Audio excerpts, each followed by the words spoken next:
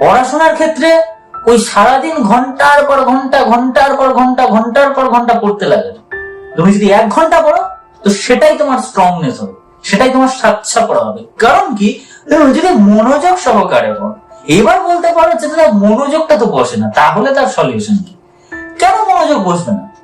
মাইন্ডটাকে fresh, একদম তোমার যদি খিদে পেয়ে থাকে তাহলে খেয়ে নাও, যদি বাথরুম যেতে হয় তো বাথরুমটাকে করে আসো, তারপরে দেন পড়তে বসো।